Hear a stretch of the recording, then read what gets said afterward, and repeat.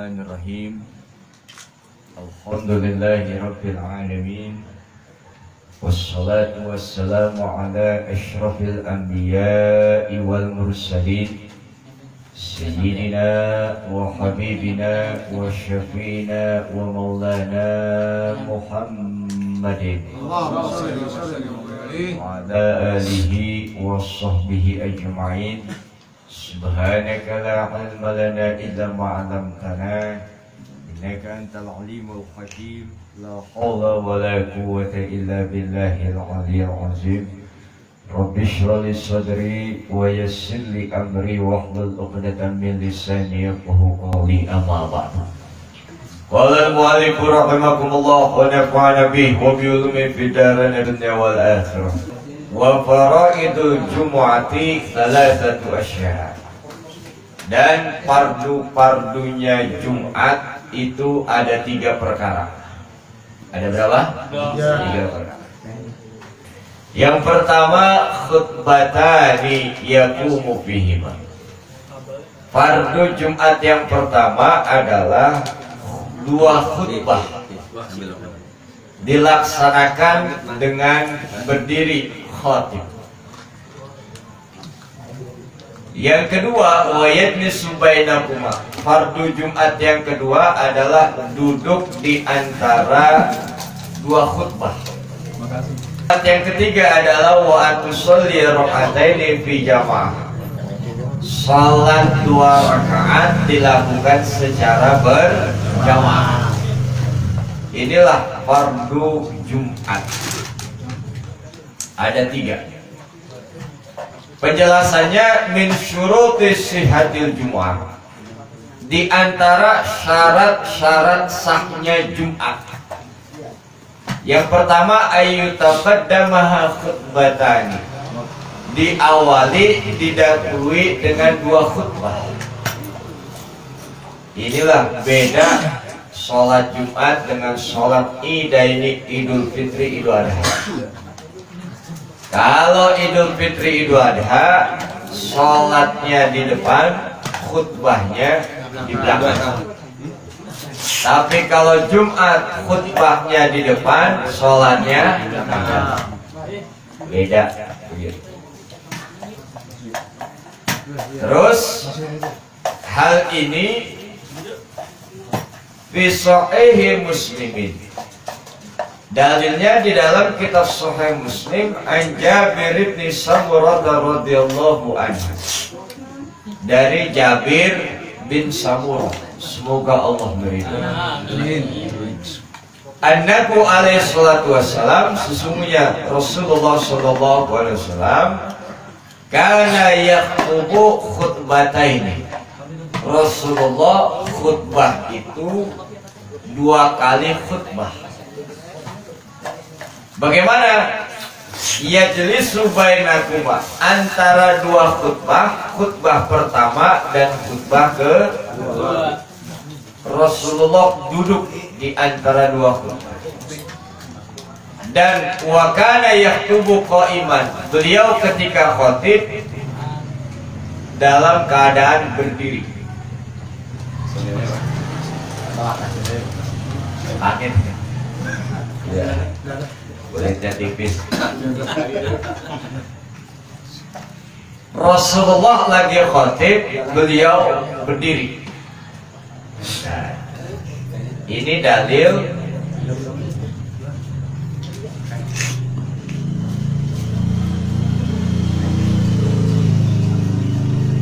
wa fi riwayatin, di dalam riwayat yang lain, annahu alaihi salatu wassalam kana yaktubu khutbataini. Dalam riwayat yang lain, Rasulullah khutbah 2 khutbah. Kemudian yaqra'ul Qur'an wa yudzakirun nas. Di dalam khutbahnya Rasulullah baca Quran dan memberikan peringatan kepada manusia, kepada para sahabat pada waktu itu, pada jamaahnya. Inilah dalil yang menunjukkan bahwa Rasulullah sallallahu alaihi wasallam khatib khutbah 2 kali khutbah di antara dua khutbah duduk, dan beliau khutbah dalam keadaan berdiri. Maka dalil ini dipakai oleh kita untuk melaksanakan khutbah Jumat bagi para khotib. Nah, ini kan nih semuanya nih calon-calon khotib semua nih. Jadi kita harus paham fardunya Jumat ada 3. Ada berapa? Yang pertama khutbah, 2 khutbah. Yang kedua duduk di antara 2. Yang ketiga sholat 2 rakaat secara berjamaah. Udah. Kalau 3-nya ini dikerjakan secara sempurna, sah Jumat kita. Nah, walil khutbati khamsatu arkanin. Bagi khutbah memiliki 5 rukun. Nih kita belajar biar jadi khotib semuanya nih. Amin. Enggak nanti yang terdekat keluarga kita kita khutbahin.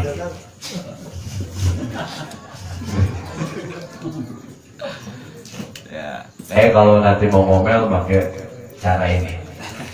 Yang pertama ahaduha hamdulillahi ta'ala, memuji Allah.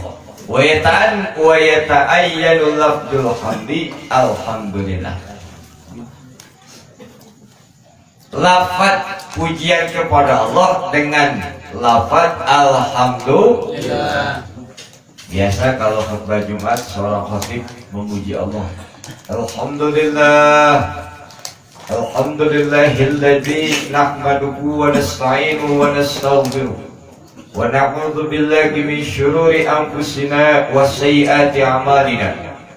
May yahdihillahu fala mudilla lahu wa may yudlil fala hadiya lahu. Makmum ngomong agak ngerti.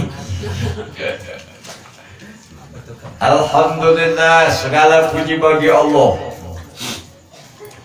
Alladzi nahmaduhu wa nasta'inuhu. Kami memuji Allah dan kami mohon pertolongan Allah. Wa na'udzu billahi min syururi anfusina, dan kami berlindung kepada Allah dari kejahatan diri kita. Kita dari nafsu marah, dari nafsu kita benci, dari nafsu kita konflik dan lain sebagainya, kejahatan diri kita. Wa min sayyiati amalina, dari keburukan-keburukan amal. Apa contohnya? Lagi ngaji tidur. Oh, nggak buruk, capek rumahnya. Enggak. Artinya keburukan ini adalah maksiat kita yang kita lakukan. Mayyadillahu fala mudhillalah wa mayyudhilhu fala hadiyalah. Berarti setelah ngerti, besok Jumat yang barokah paling depan. Ngomong aja. Kenapa? Ngerti. Mantap. Ngajinya di mana? Di depan Al-Barokah. Jangan pelanggar loang, ngerti. Tahuan. Hadirin yang berbahagia yang dimuliakan Allah Subhanahu wa taala. Yang pertama, banyak contoh-contohnya mah, silakan dicari-cari aja. Ya, kalau nggak mau beli bukunya, kitabnya cari yang gratisan. Minta sama Mbah Google. Udah itu aja. Yang pertama, pujian kepada Allah. Yang kedua, wathani as-salatu ala Rasulillahi sallallahu alaihi wasallam. Allahumma salli wa sallim.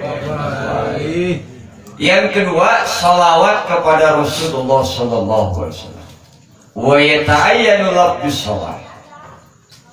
Makanya setelah kita pujian kepada Allah, baru Allahumma salli wa sallim wa barik ala sayyidina Muhammadin wa ala alihi wa sahbihi ajma'in, amma ba'd. Nah, begitu. Jadi kalau mau marah, pertama pujian kepada Allah, yang kedua sholawat. Insya Allah. Bini ngomong, bang, sambet setan mana bang? Mau marah, alhamdulillah, Alhamdulillahilladzi nahmaduhu wa nasta'inuhu wa nastaghfiruh wa na'udzu billahi min syururi anfusina wa sayyiati a'malina. May yahdihillahu fala mudilla lahu. Keselak mati duluan. Belum kelar marahnya. Ya, kembali lagi. Khutbah yuk. Yang pertama pujian kepada Allah. Yang kedua sholawat kepada Rasulullah. Ketika Allahumma sholli wa sallim wa barik ala sayyidina Muhammadin. Ya Allah, semoga Engkau curahkan selawat dan salam kepada Tuhan kami Nabi Muhammad.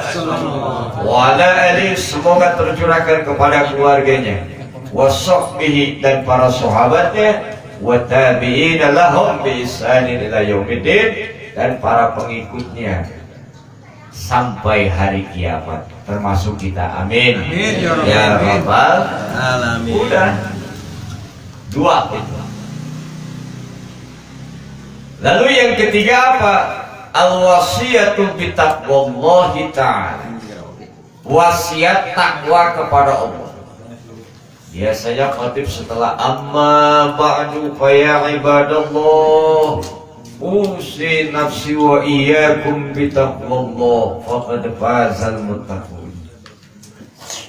Setelah hamdalah, setelah salawat, wahai para orang-orang beriman, saya berwasiat untuk diri saya dan kepada kalian semua untuk takwa kepada Allah Subhanahu wa ta'ala. Ada lagi habis Arab yang dibaca, Indonesianya juga. Mari sidang Jumat yang berbahagia, sama-sama marilah kita bertakwa kepada Allah dengan melaksanakan perintahnya dan menjauhi larangannya. Dengan mengingatnya, selalu mengingatnya, jangan melalaikannya. Mensyukuri berbagai macam nikmatnya, bukan untuk mengkufurinya. Dengan mentaati Allah, bukan untuk memaksiati Allah Subhanahu wa ta'ala. Sama aja itu takwa-takwa juga. Cuma orang kita banyak bahasanya gitu. Makanya orang kita ini luar biasa. Ya, makanya kalau pakai bahasa Arab udah takwa Allah, udah itu aja. Kalau bahasa Indonesia banyak orang ringkasannya. Tapi kalau rata-rata khotib ke Jumat ini luar biasa semuanya. Jawab tenang semua, khusyuk semua, luar biasa. Urusan masing-masing. Hadirin yang berbahagia yang dimuliakan Allah Subhanahu wa ta'ala. Qala Imamul Haramain, kata Imam Haramain, wala yaqbil iktisar ala taqdir minal iktirari bidunya wa zakharufiha. Kata Imam Haramain, tidak cukup memberikan peringatan tentang tipu daya dunia beserta isi-isinya. Tapi yang namanya di situ adalah bala buddha minal amli ila ta'atillahi ta'ala wal man'i minal ma'asi. Isinya takwa lebih diarahkan untuk taat kepada Allah dan meninggalkan apa yang dilarang oleh Allah Subhanahu wa ta'ala. Jadi isinya takwa seperti itu. Bahkan ya ayyuhalladzina amanu taqullaha haqqa tuqatih wa la tamutunna illa wa antum muslimun. Hai orang-orang beriman, takwalah kalian semua dengan sebenar-benarnya takwa, dan jangan sampai mati kecuali dalam keadaan berserah diri. Nah, jadi ditambah ayatnya, isinya panjang lebar, luar biasa sekali. Pada intinya adalah mengajak orang untuk taat kepada Allah dan berusaha untuk meninggalkan apa yang dilarang oleh Allah Subhanahu wa ta'ala, tidak memaksiatinya. Nah, itulah takwa. Secara singkat kandungan takwa. Yang tiga, takwa berarti pertama pujian kepada Allah, yang kedua salawat kepada Nabi, yang ketiga wasiat takwa. Hadirin yang berbahagia yang dimuliakan Allah Subhanahu wa ta'ala, atau mau bahasa ati Allah wa ati Rasul, taat kepada Allah dan taat pada Rasul. Ya, mangga aja silakan. Yang ketiga itu. Yang keempat apa? Ad-du'a lil mu'minin. Yang keempat adalah doa untuk orang-orang beriman. Biasanya di sini dijelaskan bahwa wa huwa ruknun ala sahih wa la tasil khutbah biduni. Doa kedudukannya rukun di antara rukun-rukun khutbah. Dan tidak sah khutbah tanpa doain orang-orang mukmin. Bahwa maksusun bid'aniyah. Posisi letaknya doa di khutbah kedua. Khutbah ke wa yaqimayam wa alaihi ismu doa. Biasanya Allahumma ighfir lil muslimina wal muslimat wal mu'minin wal mu'minat al ahya'i minhum luar biasa. Ya Allah, ampunilah orang-orang Islam laki-laki dan perempuan. Rupanya banci bingung. Aduh, saya di mana? Tapi saya di laki-laki, tapi saya pengen jadi Eko. Saya mau di perempuan, aduh, status saya nggak jelas. Nah, malamnya anti, siangnya Anton. Mantap. Nah, jadi wal mukminin wal mukminat, ampunin orang-orang mukmin laki-laki dan mukmin perempuan. Di antara mereka al-ahya'i, ada yang hidup lagi Jumatan, ada juga yang keleleran kagak Jumatan. Wal amwat, dan orang yang sudah meninggal dunia. Subhanallah. Kita lagi doain ini, maka mendoakan mukmin yang hidup, mukmin yang mati. Makanya di alam kubur itu subhanallah, orang mukmin kuburan, alhamdulillah, dia terima kasih kepada siapa? Yang Jumatan di Al-Barokah, karena doain dia yang mati. Alhamdulillah. Makanya pada bersyukur orang mati itu kuburan. Kenapa? Karena di sini Jumat didoain. Subhanallah. Ya, mungkin sejadi kalau dia datangin malam-malam, wah, dia cuma ngucapin terima kasih, cuma jangan lari. Ya, canda. Hadirin yang berbahagia yang dimuliakan Allah Subhanahu wa Ta'ala. Allahumma ighfir lil muslimin wal muslimat wal mu'minin wal mu'minat al-ahya'i minhum wal amwat. Didoain lagi, Allahumma a'izzal Islam wal muslimin. Ya Allah, muliakan Islam dan orang-orang Islam. Wa ahlikil kafarata wal murtadiyata wal musyrikin. Hancurin orang-orang kafir, orang-orang yang musuhin, orang Yahudi dan Nasrani. Subhanallah. Ada adin. Musuh engkau adalah musuh juga agama.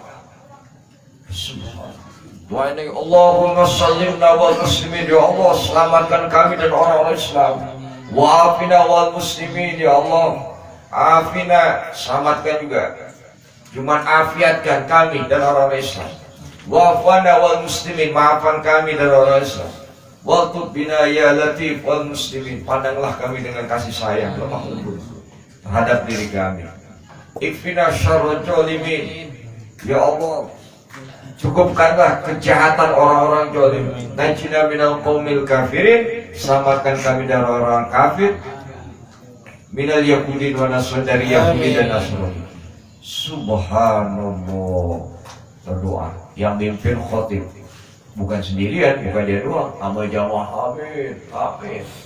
Tapi kalau di sini semuanya aminnya dalam hati, silent semua. Khotibah, Allahumma ighfir lil muslimin wal muslimat. Silent aja. Modor. Ada yang amin, sampingnya.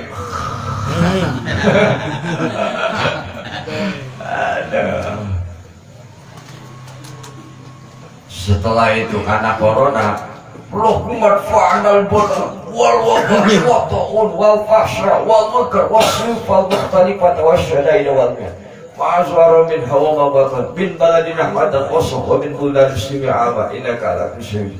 Dua tolak bala. Terakhir dua tolak angin. Ya Rabbana atina fid dunya hasanah. Jadi doa termasuk rukun khutbah. Kayak kalau nanti suatu saat menjadi khotib gampang, cuma 5. Nah itu yang keempat.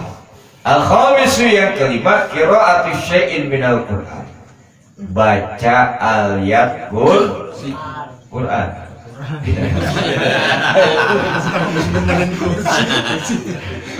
Wa aqalluhu ayat. Paling sedikit 1 ayat. Paling sedikit. Cuma dalam 1 ayat ini yang memiliki pengertian, yang bisa dipahami. Ya, yang bisa dipahami. Seperti ya ayyuhalladzina amanu taqullaha haqqa tuqatih wa la tamutunna illa wa antum muslimun. Wah, seperti lagi misalnya wattaqullaha wa'lamu annallaha ma'al muttaqin. Ya, pokoknya yang mengerti. Jangan 1 ayat nggak mengerti. Wa qala ta'ala alif lam mim. Ayat mutasyabihat. Dia sendiri kagak ngerti, imam rongo, makmum rongo ayat. Ada lagi wal asri demi masa. Udah gitu aja.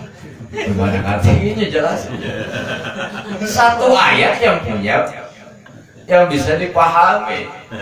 Kalau wal asri demi masa itu perlu adanya lanjutannya. Paling sedikit 1 ayat. Wal asri. Udah begitu aja. Kata makmum dia potongan ini. Nah, hadirin yang berbahagia, ini dimuliakan Allah Subhanahu wa taala. Nah, jadi syaratnya ayatnya bisa dipahami. Ya. Kemudian waqtalafa fi mahal qiraah. Ada perbedaan pendapat letak bacaan Quran. Cuman wasahih alladzi nassani Syafi'i fil di dalam kitab Al-Um, Imam Syafi'i menjelaskan bahwa tajibu fi ihdal khutbatain, wajib ayat Quran dibaca terserah di salah satu khutbah, yang pertama atau yang kedua boleh. Yang pertama ya boleh, yang kedua juga boleh. Jadi biasanya lebih di awal berkaitan dengan Qurannya dengan takwa. Ya ayyuhalladzina amanu taqullaha haqqa tuqatih wa la tamutunna illa wa antum. Biasanya di awal. Tapi di ayat khutbah kedua juga nggak apa-apa. Nah itu.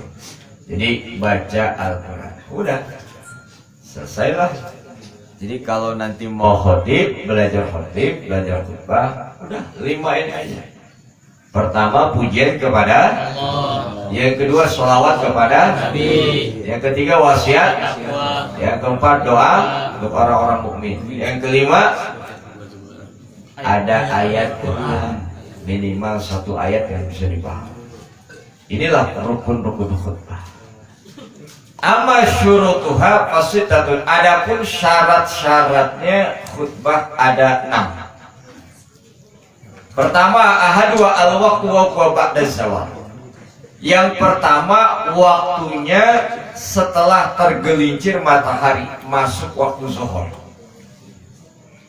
Fala yasihu taqdimu syai'in min halih. Kalau sebelum itu maka tidak sah. Makanya penting sekali ketika khutbah dimulai itu, ya biasanya kan di awal kan ininya kan azan kan biasanya.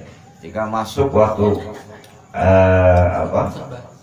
zuhur langsung disambut dengan azan biasanya ininya. Nah,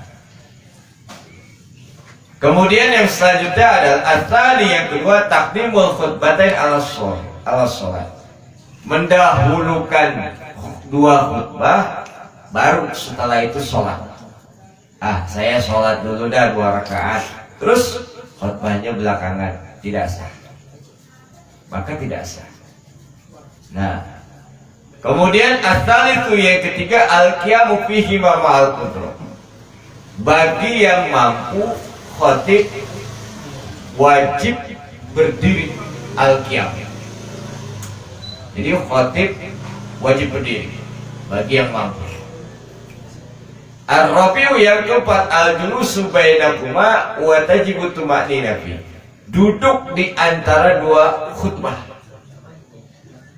Ketika barakallahu li wa lakum fi kitabihil karim wa nafa'ani wa iyyakum bima fihi minal ayati wa dzikril hakim wa taqabbal minni wa minkum ya karim. Baru duduk dia.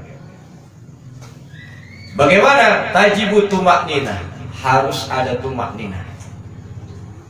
Diam sesaat, baru lanjutkan kembali, berdiri kembali, khutbah yang kedua. Kalau kana ajizan anil qiyam, bagaimana? Saya nggak kuat berdiri khutbahnya, terus lagi sakit rupanya kaki saya. Bagaimana? Maka kana ajizan, orang tersebut tidak mampu. Lalu bagaimana? Saat ini wa khataba jalisan, maka khutbahnya duduk karena kakinya rematik kambuh. Ya, karena kakinya asam uratnya lagi kambuh, agak kuat berdiri. Bagaimana? Maka posisinya boleh duduk. Kan ada bangku tuh. Ya, duduk. Pernah nggak ngelihat khotib duduk? Pernah nggak? Belum kan?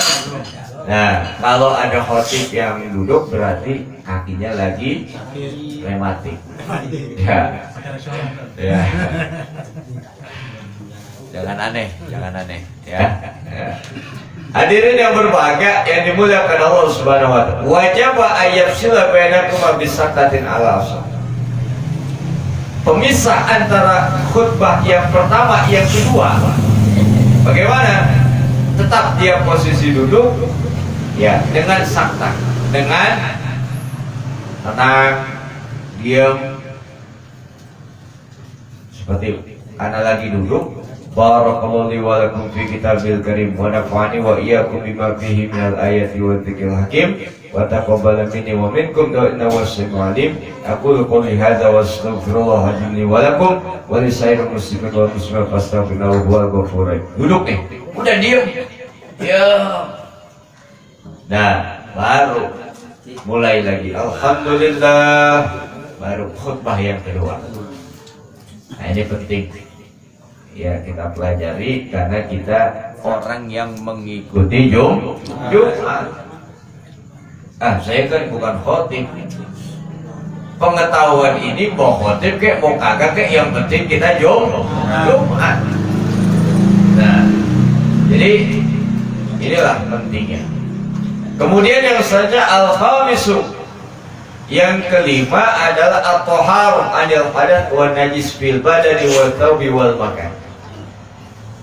Yang kelima adalah suci dari hadas, baik hadas kecil maupun hadas kecil apaan? Kentut. Kentut ada 3. Pertama dikatakan puswah. Puswah itu kecil. Yang kedua pusaya. Ya. Pusaya. Kentut kecil ya tadi. Dua durot. Durot tuh brok. Jadi mandor. Yang ketiga pusaya. Pusaya itu adalah diam, tenang, tidak terdengar bunyinya. Nauzubillah. Nah, bagaimana di antara kentut yang paling membahayakan yang ketiga? Tidak ada bunyi, tidak ada suara, tapi bau luar biasa. Apa bahaya yang timbul daripada kentut yang ketiga ini? Akan menimbulkan fitnah. Timbul bau. Tengok kanan, tengok kiri. Karena yang kanan berhasil tengok, ngapa lu? Kok gua? Kayak yang kiri juga. Jangan macam-macam, bukan gue yang kentut. Rupanya yang tengok kanan tengok kiri sebenarnya menghilangkan jejak, yang kentut dia bal. Nah inilah. Jadi kentut ada berapa? 3. Ingetin baik-baik. Ini saya pikir saya jelasin aja padanya. Juga apa? Dari hadas besar. Apa? Maaf. Pagi umpama subuh sama istri.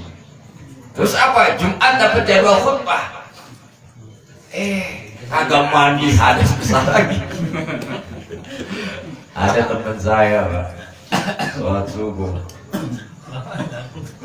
yang dibawa aja, main bawa kan, wah Jumatan buru-buru, pakaian bawa segala macam, wah dianggap sorban. Contohnya pas ketika ini, pas lagi apa mau masuk masjid, jatuh, dianggap sorban, pas dilihat lah kok legging bini.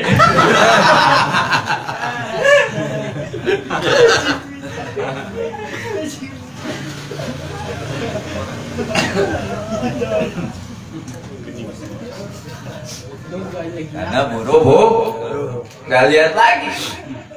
Namanya kan bahannya sama-sama tipis, sama-sama halus, bawa aja. Ada orang sholat subuh di masjid, kebetulan dia imam. Allahu Akbar, Fatihah Allah bersyait. Ketika pada rakaat kedua, ketika dia ruku ingin bangun, kemudian i'tidal, kemudian dia baca doa qunut, ketika ruku rupanya jatuh. Yang anggapan dia ketika berangkat adalah sorban. Pas jatuh persis di sejadahnya, di depannya, pas dilihat, loh kok warna merah, ini mah legging bininya. Kenapa? Rupanya terbulu-bulu. Dia sampirin sorban, di situ juga bininya nyampirin leggingnya.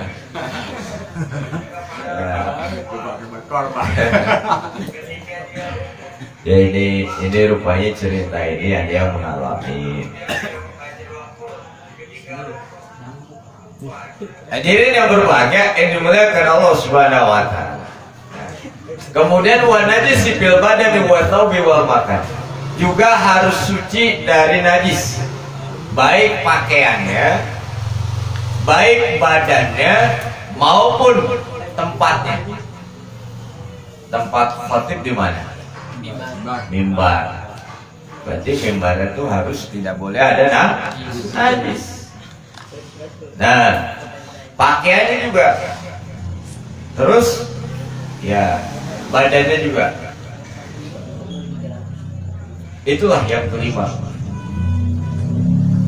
Kemudian yang selanjutnya, wa kadza yajibu satrul aurah ala jadid. Pendapat Al-Jadid Imam Syafi'i mengatakan ditambahin menutup aurat juga. Penting ini. Jangan asal pakai pakaian buat mentang-mentang itu gamis. Upayakan kalau memang gamis pakai dalamannya lagi. Kalau nggak kain, ya celana. Sebab apa? Kalau misalnya gamis doang, nggak ada dalamannya lagi. Terus udah begitu, ini bukan khotib doang, semuanya. Berangkat ke masjid, penter pisan, ya kan, lo terang banget, masya Allah. Nah, namanya bahan gamis sangat tipis dan transparan. Ceplakan apapun kelihatan. Enggak pakai sarung, enggak pakai celana maupun celana dalam. Masya Allah, itu jalan. Ya Allah, itu payah gandulan. Nah, itu bahaya itu, merusak pemandangan. Sebab ada kejadian seperti itu. Orangnya tinggi, rada hitam, lempengan Jumat pakai gamis, kagak pakai sarung lagi dalamannya, nggak pakai celana lagi, nggak pakai sepak lagi, berangkat aja. Supaya gaduh modal gitu. Masya Allah. Nah, yang repot sampai di masjid. Kenapa? Mungkin posisi dia aman, tapi di belakang dia ketika ruku, Allahu Akbar, Masya Allah, semakin nampak payah itu. Itu kan bahaya, merusak pemandangan. Nggak dilihat kelihatan. Akhirnya yang tadinya sholat harus khusyuk, ngapa sholat jadi mikirin payah? Ya Allah. Nah, inilah. Jadi jangan asal pakai pakaian. Tapi yang dikatakan satrul aurat adalah ya menutup dan juga tidak transparan. Nah, nanti dijelaskan masalah pakaian begini. Hadirin yang berbahagia yang dimuliakan Allah Subhanahu wa taala, itu yang kelima. Yang keenam, as-sadisu raf'u sauti bihaitsu yasmu arba'ina min ahlil kamal. Khatib mengeraskan suaranya, menyaringkan suaranya. Sekiranya terdengar 40 orang dari ahli Jumat. Ahli Jumat apa? Orang yang sudah balik dan orang yang mustautin di sini. Ahli, jadi 40 orang ini bukan hanya sebatas bocah-bocah kecil belum balik, ya. Bukan, sudah balik, dia laki, pokoknya ahli Jumat. Terus inilah, kalau emang kita aspek anti speaker, khotib lantangin suaranya supaya terdengar 40 orang minimal. Tapi kalau pakai speaker, insya Allah. Kadang pakai speaker luar, saking pakai speaker luar, alhamdulillah, suaranya dari tempat itu masjid sampai 5 kilo kedengeran. Yang di dalam masjid kagak kedengeran. Kagak pakai suara dalam, suara luar. Padahal urat tadi ya khotib di sini urat itu daripada otot daripada kenceng. Masya Allah. Yang didengar, yang di dalam, karena suaranya keluar nggak ke dalam. Khotib ngomong apa sih ini? Padahal 5 kilo keluar kedengeran. Masya Allah. Itu luar biasa. Dan biasa di luar itu suara.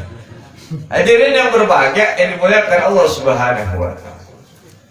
Kemudian yang selanjutnya, wa illa lamma yasul maksud min masyru'iyatul. Kalau memang tidak terdengaran, umpama kagak pada speaker yang aspek, tapi enggak sampai terdengar 40 orang, maka tidak berhasil tujuan daripada Jumat yang disyariatkan. Wa hal yustaratu kaunuha arabiyatan. Apakah mesti disyaratkan khutbah itu pakai bahasa Arab? Nah, inilah. Ulama berbeda pendapat. Apakah khutbah disyaratkan berbahasa Arab atau disyaratkan berbahasa Betawi atau Sunda atau Jawa?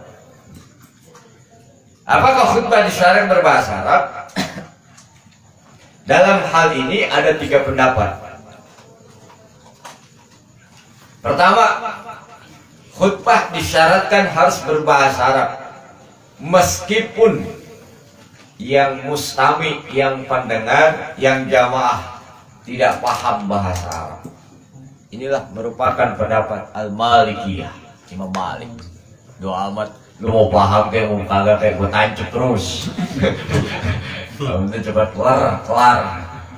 pendapat Maliki, imam ya, ulama-ulama Maliki, dan pendapat sebagian ulama Hambali. Yang kedua, disyaratkan menggunakan bahasa Arab cuman bagi yang mampu. Bagi yang kecuali jika semua jamaah tidak paham bahasa Arab, hendaklah khatib menggunakan bahasa mereka jamaah. Bahasa kita ya nasional Indonesia. Kalau memang dianggap mampu, disyaratkan baik khatib maupun jamaah mampu bahasa Arab tangkap. Ini bukan kagak khatib kagak paham bagi jamaah ya. Yang penting judulnya kelar cepat. Enggak begitu. Ini syariat yang kita laksanakan. Jadi bukan hanya sebatas kita mau cepat mau kagak. Ya disyaratkan betul bahasa Arab. Tapi paham kagak? Nah, cuma kalau memang mau paham mau kagak, oh pendapat Maliki ya. Ulama-ulama Imam Malik. Hadirin yang berbahagia, yang dimuliakan Allah Subhanahu wa Ta'ala. Nah, jadi pendapat yang kedua, kalau memang mampu disyaratkan menggunakan bahasa, kalau memang tidak ya udah pakai bahasa kita.